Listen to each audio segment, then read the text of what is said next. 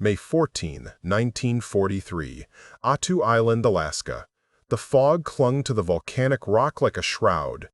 In the pre-dawn cold, where the wind carried salt and the bitter smell of gunpowder, Sergeant Toshio Yamada pressed his body flat against the tundra.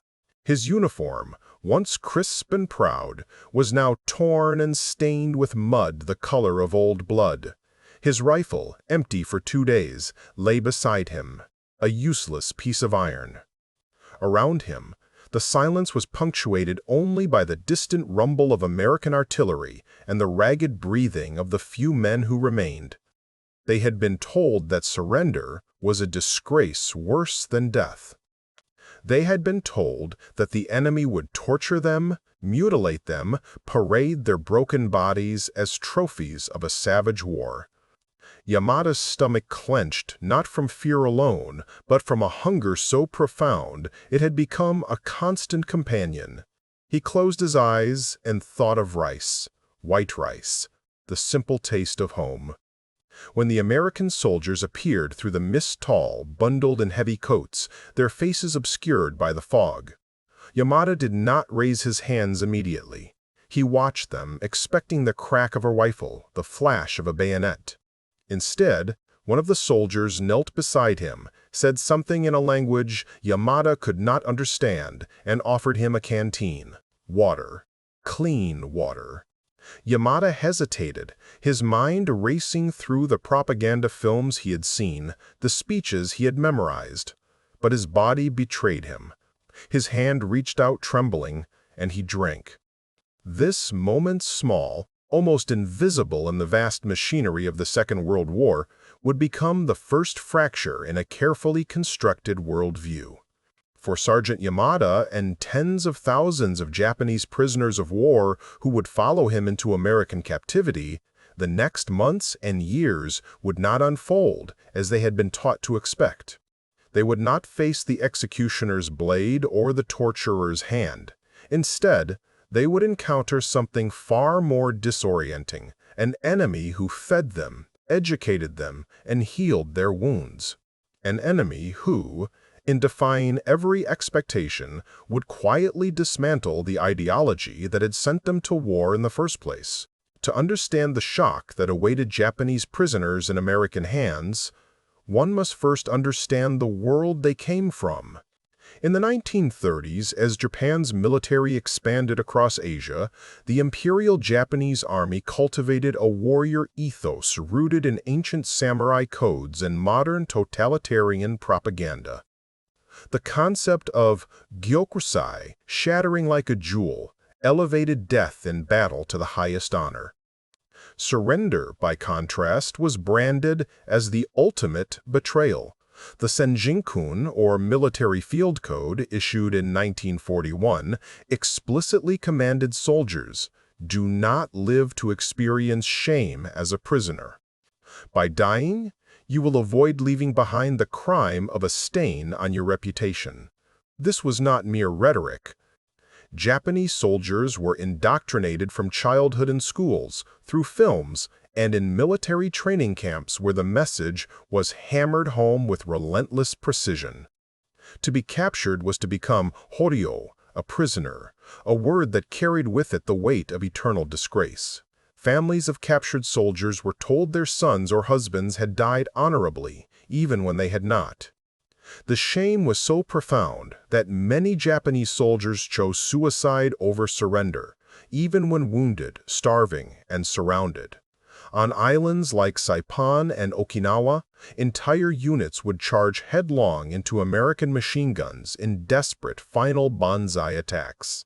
Civilians, too, leapt from cliffs rather than face what they believed would be the unspeakable horrors of American captivity.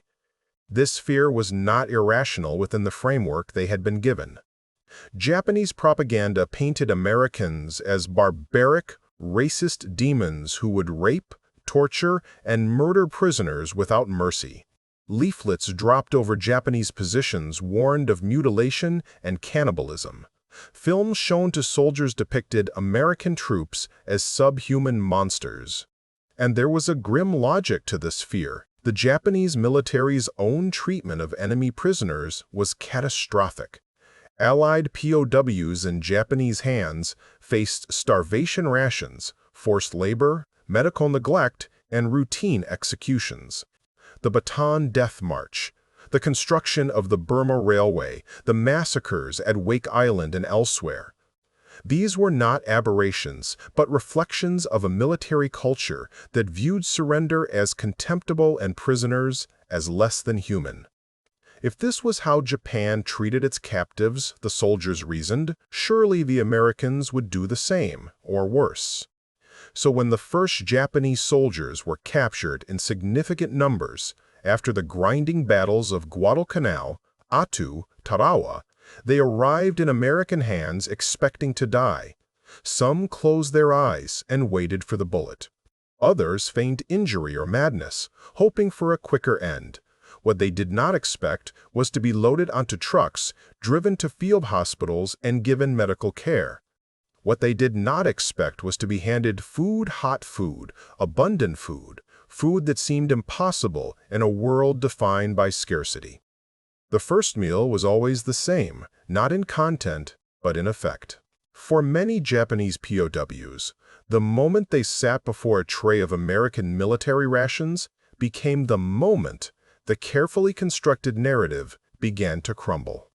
Corporal Hiroshi Funasaka, captured on Bougainville in early 1944, would later describe the experience in his memoir with a mixture of disbelief and something close to reverence. He had not eaten a full meal in 11 days. His body, racked with dysentery and malaria, had shrunk to a gaunt shadow. When American medics brought him to a field hospital and placed before him a tray of beef stew, white bread, canned peaches, and coffee, he stared at it as though it were a hallucination. The stew was thick with chunks of meat. The bread was soft, almost sweet. The peaches floated in syrup so rich it made his throat tighten. He ate slowly at first, afraid it might be poisoned or a cruel joke, but the food was real, and there was more. Always there was more. This abundance was not an accident, it was policy. The United States military, bound by the Geneva Convention and driven by a combination of legal obligation, strategic calculation, and democratic principle, treated prisoners of war according to standards that often exceeded those of its own frontline troops in the field. Japanese POWs in American camps received 3 meals a day, totaling approximately 3,200 calories, more than many American civilians consumed during wartime rationing. The meals included meat, vegetables, rice or bread, fruit, and even occasional luxuries like chocolate or ice cream. Medical care was administered by trained doctors and nurses. Sick and wounded prisoners were treated in the same hospitals as American soldiers, often in adjacent wards. Men who arrived emaciated, diseased, and near death were nursed back to health with a care that seemed, to them, incomprehensible. For Sergeant Yamada, now interned at a POW camp in California, the meals became a daily ritual of cognitive dissonance. Each morning, he would join the line in the mess hall, clean, orderly, supervised by American guards who carried rifles, but rarely used them, and receive his tray: eggs, bacon, toast with butter, coffee with sugar and milk. He ate in silence, surrounded by other prisoners whose faces reflected the same confusion, the same unspoken question: why? Why would an enemy feed its captive so well? In the Imperial Japanese Army, rations for frontline soldiers had dwindled to a few hundred grams of rice per day, supplemented by whatever could be scavenged from the jungle or the sea. Officers hoarded supplies while enlisted men starved. Disease and malnutrition killed more Japanese soldiers than American bullets. And yet here, in the land of the enemy, food was plentiful. Inexplicably, impossibly plentiful. The rice became a symbol. Not the thin gruel or weevil-infested grain they had known in the Pacific, but white rice, properly cooked, served in portions that seemed lavish. The American camp commanders, aware of Japanese dietary preferences, made efforts to include rice in the meals. It was a small gesture, perhaps, but to the prisoners it was profound. Rice was home. Rice was identity. To be given rice by the enemy was to be acknowledged as human. The camps themselves defied expectation. The largest and most well-documented facilities, Camp McCoy in Wisconsin, Camp Clarinda in Iowa, Camp Livingston in Louisiana, were not the hell pits of propaganda. They were orderly, functional, and strangely mundane. Rows of wooden barracks, each heated in winter and ventilated in summer, latrines with running water, infirmaries stocked with medicine, recreation yards where prisoners could play baseball, a game many had never seen before but learned quickly under the guidance of Japanese-American interpreters who served as cultural liaisons. The interpreters, Nisei soldiers who had volunteered for military service even as their own families were interned in camps within the United States, occupied a strange and painful position. Many had been born in America, spoke English as their first language, and had never seen Japan. Yet they were tasked with bridging the gap between two worlds, translating not just words, but entire systems of meaning. They explained to bewildered prisoners that the Geneva Convention guaranteed humane treatment. They explained that the Red Cross inspected the camps regularly. They explained that the United States, for all its flaws and contradictions, operated under a set of legal and moral principles that did not permit the torture or execution of prisoners. To many Japanese POWs, these explanations seemed absurd, even insulting. How could an enemy at war extend such courtesies? It had to be a trick, a ruse designed to extract information or weaken resolve. But weeks became months, and the trick did not end. The food kept coming, the medicine kept coming, and then came the classes. Education programs in American POW camps were born from a combination of humanitarian impulse and strategic foresight. U.S. military planners understood that Japan, unlike Germany, was a nation unlikely to surrender quickly or completely. The war in the Pacific was a grinding island-by-island campaign that produced relatively few prisoners compared to the European theater. Those who were captured, however, represented a unique opportunity. If they could be re-educated, if their perception of America and democracy could be reshaped, they might become ambassadors for a different kind of post-war order. And so, beginning in 1944, American authorities implemented a program of voluntary education and ideological reorientation in the POW camps. The classes were not mandatory, at least not officially. Prisoners could choose to attend lectures on American history, government, economics, and culture. They could learn English. They could watch films, not propaganda exactly, but carefully selected documentaries and Hollywood features that portrayed American life in a favorable light. Mr. Dime. Smith Goes to Washington. The Grapes of Wrath. Newsreels showing factories, farms, cities teeming with cars and commerce. To Japanese soldiers raised on images of America as a nation of lazy, decadent weaklings, the films were a revelation. The scale of American industry, the wealth of its cities, the sheer abundance of goods. These were not weaknesses but strengths. And the political system, with its elections and debates and free press, was not chaos but a kind of organized freedom that many prisoners had never imagined possible. Corporal Kenji Tsutsui, interned at Camp Clarinda, attended an English class taught by a retired schoolteacher from Iowa who volunteered her time. She was elderly, patient, and utterly bewildered by the idea that these young men, polite, eager, often shy, had been told she and her countrymen were monsters. She taught them vocabulary, freedom, liberty, vote, justice. She taught them songs, Home on the Range, America the Beautiful.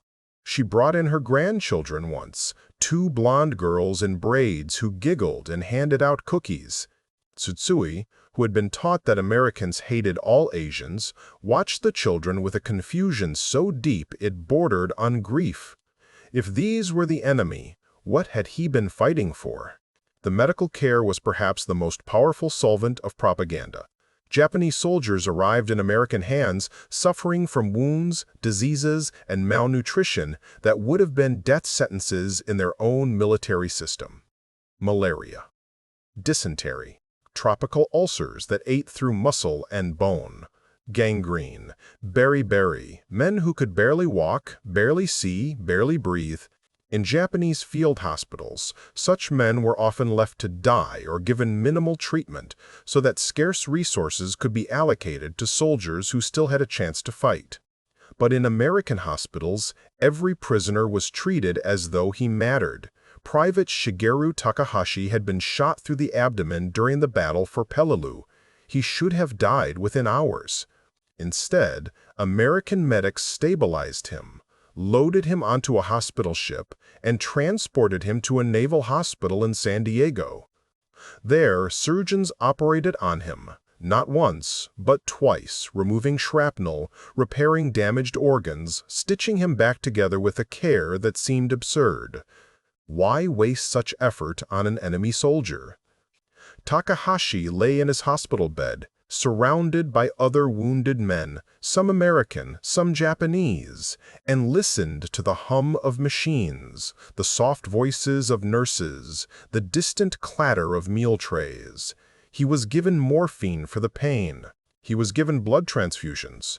He was given clean sheets that were changed daily. When he developed an infection, he was given penicillin, a new miracle drug that had only recently become available. He lived. Recovery was slow, painful, and punctuated by long hours of reflection. Takahashi had been taught that to survive as a prisoner was shameful. But lying in that hospital bed, alive because of American medicine, American resources, American mercy, he began to question what he had been taught. If his own country had captured an American soldier in the same condition, would they have saved him? He knew the answer. He had seen the answer in New Guinea, in the Philippines, in a dozen nameless islands where wounded Allied prisoners were bayoneted or left to die in the sun. The contrast was inescapable. By the end of the war, over 5,000 Japanese POWs had been held in camps across the United States. Thousands more were held in Australia, New Zealand, and other Allied territories. The mortality rate among Japanese prisoners in American custody was extraordinarily low, less than 2%, a figure that included deaths from wounds sustained before capture. Compare this to the mortality rate of Allied POWs in Japanese hands, approximately 27%, a staggering loss driven by starvation, disease, execution, and systemic neglect. The numbers told a story that no amount of propaganda could obscure. But not all prisoners were transformed. Some clung to the old beliefs, refusing to eat, refusing to cooperate, waiting for rescue or death. In the early months of the war, when the first Japanese POWs arrived in American camps, resistance was fierce. Some attempted suicide. Others refused to give any information beyond name and rank, convinced that torture was imminent. Camp authorities, following Geneva Convention protocols, did not force compliance. They did not beat confessions out of prisoners or threaten them with execution. Instead, they waited. They provided food. They provided medical care. They provided, in other words, a kind of patience that was itself a form of psychological warfare. Over time, the resistance crumbled. Not all at once, but gradually, like a dam eroded by slow water. The food was real. The medicine was real. The absence of torture was real. And as prisoners recovered their health, as they attended classes and watched films and spoke with interpreters, a new narrative began to form. Perhaps, some whispered, they had been lied to. Perhaps the enemy was not what they had been told. Perhaps the war itself had been built on falsehoods. This realization was not universal, but it was widespread enough to alarm Japanese military intelligence. reports filtered back through clandestine channels and interrogations of repatriated prisoners after the war. Some former POWs spoke of the American camps with a mixture of shame and wonder. They described the food, the medical care, the education programs. They described being treated, against all expectation, with dignity. For a military culture built on the dehumanization of the enemy and the glorification of death, these reports were a strategic disaster. They undermined the core narrative that had sustained Japan's war effort. If the Americans were not monsters, if surrender did not mean torture and death, then what was the point of gyokusai? What was the point of dying? The symbol that many prisoners carried with them long after the war ended was not a weapon or a flag, but something far more mundane, the tin can. American military rations came in cans. Cans of meat, cans of fruit, cans of vegetables. To Japanese soldiers accustomed to bamboo containers and cloth sacks, the sheer ubiquity of canned goods was astonishing. The cans were everywhere, stacked in warehouses, distributed at meals, discarded in piles that seemed wasteful in their abundance. Some prisoners began collecting the empty cans, marveling at the printing, the labels, the standardized shapes. Here was industrial efficiency made tangible. Here was the proof that America could produce not just guns and tanks, but food, vast quantities of food, packaged and preserved and shipped across oceans to feed millions of soldiers and prisoners alike. Corporal Funisaka, now interned at Camp McCoy, held a can of peaches one afternoon and turned it over in his hands.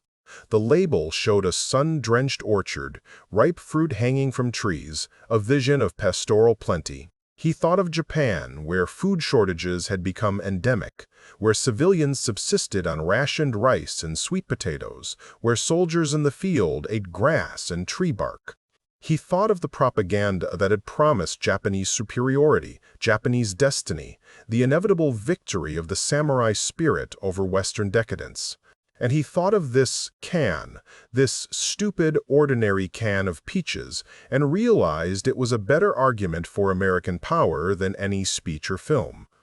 It was proof of a system that worked, a society that could sustain itself, an economy that produced surplus rather than scarcity. It was, in its own way, an ideological weapon far more potent than a bomb. As 1945 dragged on and Japan's position grew increasingly desperate, the number of prisoners began to rise. The fall of Iwo Jima, the invasion of Okinawa, the relentless bombing campaigns, each brought a new wave of captured soldiers, many of them conscripts, barely trained teenagers who had been thrown into battle with little preparation and less hope. These young men arrived in American camps, starving, traumatized, and utterly bewildered. They had been told that surrender meant death, but here they were, alive and fed and sitting in classrooms learning English. One such prisoner, a 19-year-old named Hiroshi Matsumoto, had been drafted in late 1944 and sent to Okinawa with less than 3 months of training. He had fired his rifle twice before he was captured, hiding in a cave with a dozen other soldiers, all of them convinced that the Americans would throw in grenades or flamethrowers and end it. Instead, an interpreter called into the cave in Japanese, promising food and safety. Matsumoto did not believe it, but he was too tired and too hungry to resist. He crawled out into the daylight, hands raised, and was given water in a chocolate bar. The chocolate was the first sweet thing he had tasted in months. He ate it slowly, savoring the richness, and wept. At Camp Livingston, Matsumoto attended a lecture on democracy. The instructor, a USS Army lieutenant who had studied in Japan before the war, explained the concept of government by consent, the idea that leaders were chosen by the people rather than imposed by divine right or military force. Matsumoto listened, skeptical but curious. In Japan, he had been taught that the emperor was a living god, that loyalty to the state was absolute, that individual desires were subordinate to collective duty. But here was a different model, one in which the individual had value, voice, agency. It was a strange and unsettling idea, but it lodged in his mind like a seed. Not everyone was receptive. Some prisoners, particularly older career soldiers and officers, rejected the education programs outright. They saw them as insidious attempts at brainwashing, an assault on Japanese identity. They organized quietly, enforcing discipline among the younger prisoners, discouraging cooperation with the Americans. In some camps, internal conflicts erupted between die-hard loyalists and those who had begun to question the old ideology. Fistfights broke out, threats were made. Camp authorities, aware of the tensions, separated the factions when possible, but the divisions ran deep. Even in captivity, the battle for minds continued. When the war ended in August 1945, the news reached the POW camps in waves of confusion and disbelief. The atomic bombs, the Soviet declaration of war, the Emperor's radio address, his voice thin and otherworldly, announcing the unthinkable, surrender. For many prisoners, the announcement was devastating. Everything they had been told, everything they had believed, had proven false. Japan had not triumphed. The samurai spirit had not been enough. The divine wind had not saved them. They were prisoners of war, and now their country, too, was a prisoner. The months that followed were a strange interlude. Repatriation was a slow process, complicated by logistics and politics. Some prisoners remained in American camps until 1946, working on farms or in factories as part of labor programs, earning small wages and sending letters home to families who had thought them dead. Others were transferred to camps in Japan itself, where they awaited processing and returned to civilian life. The return was not easy.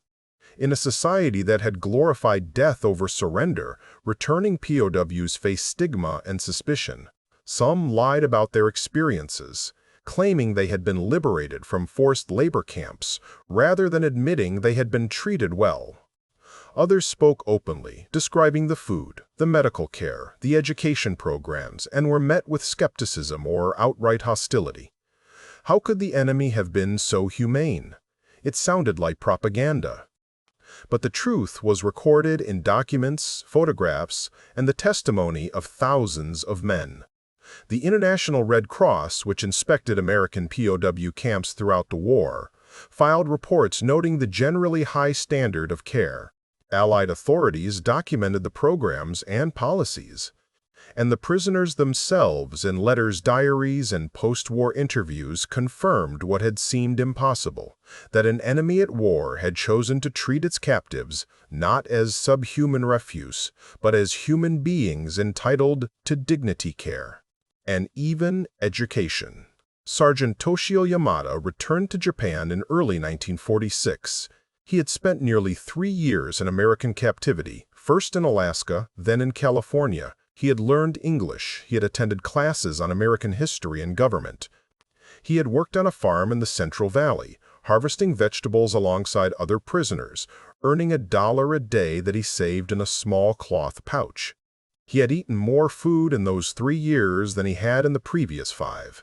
He had received dental care, medical treatment for chronic malaria, even a pair of eyeglasses to correct vision problems he had ignored for years. When he stepped off the repatriation ship in Yokohama, he carried with him a duffel bag containing his few possessions, a change of clothes, a Japanese-English dictionary, a photograph of the farm where he had worked. And a single tin can empty the label long since faded. He kept the can as a reminder. In the ruins of post-war Japan, Yamada struggled to reintegrate. His family had been told he died on Attu. His return was met with confusion and, in some quarters, shame.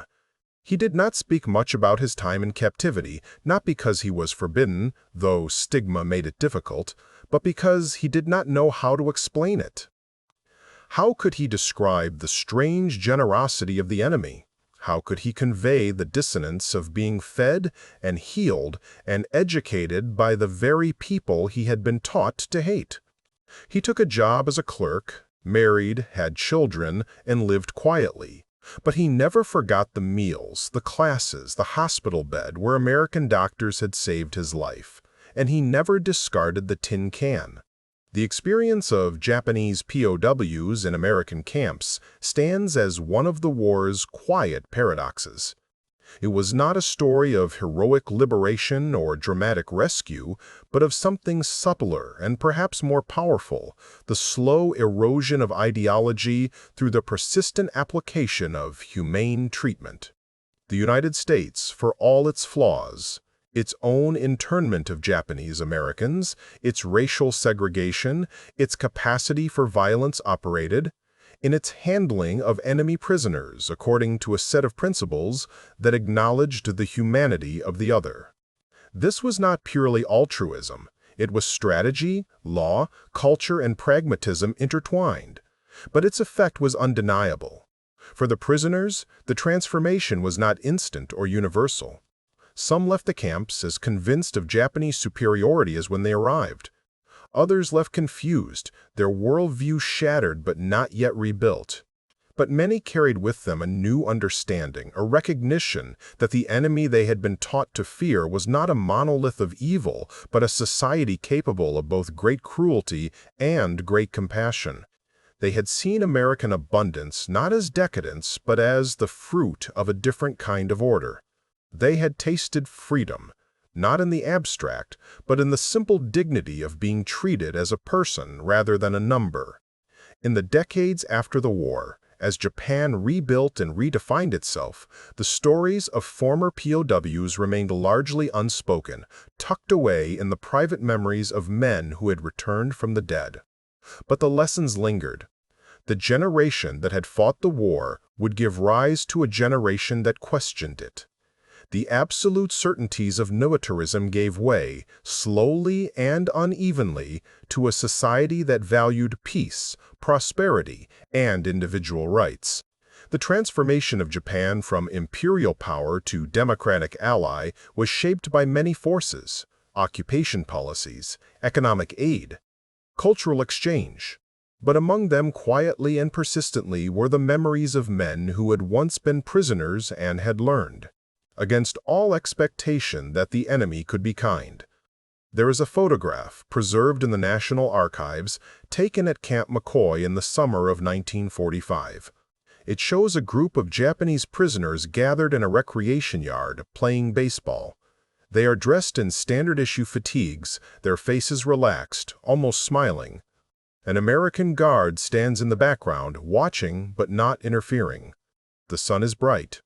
The grass is green. It is an unremarkable scene, domestic and peaceful, the kind of image that might have been taken at any small-town game in America. But it is also a profound disruption of everything those prisoners had been taught to believe about war, about the enemy, about themselves. One of the players in that photograph is Sergeant Yamada. He stands near third base, glove raised, ready. He had never played baseball before his capture. The rules had seemed absurd at first. Hit a ball, run in a circle, return to where you started. What was the point? But he learned, and found in the game a strange kind of joy, a momentary escape from memory and grief. In that photograph, frozen in the amber of history, he is neither victorious nor defeated. He is simply alive, part of a moment that should not have been possible, but was. The tin can, the white rice, the hospital bed, the classroom, the baseball game. These were not the instruments of conquest, but of a subtler victory. They did not force surrender, they made surrender survivable. They did not impose ideology, they offered an alternative. They did not punish the enemy, they demonstrated, through action rather than words, the possibility of a world ordered differently. For soldiers who had been taught that surrender was the ultimate dishonor, the discovery that life continued beyond capture, and continued with dignity, was a revelation that no amount of battlefield prowess could have achieved. In the end, the story of Japanese POWs in American camps is not a story of triumph or tragedy, but of transformation. It is a story of men who expected to die and learned to live. It is a story of an enemy who chose, imperfectly and incompletely but persistently, to recognize the humanity of those it had defeated. And it is a reminder that war is fought not only with weapons but with ideas, and that the most enduring victories are often the quietest ones. The meal served, the wound healed. The truth revealed not through force, but through the stubborn, patient application of a principle, that every person, even in the midst of the most total war, retains a claim to dignity. Sergeant Yamada kept the tin can until his death in 1987. His children found it among his possessions, faded and dented, and did not understand its significance. They threw it away, as people do with objects that have outlived their context. But the truth it represented, the truth that abundance, compassion, and democracy were not weaknesses but strengths, survived. It survived in the testimonies of prisoners who returned home and rebuilt their lives.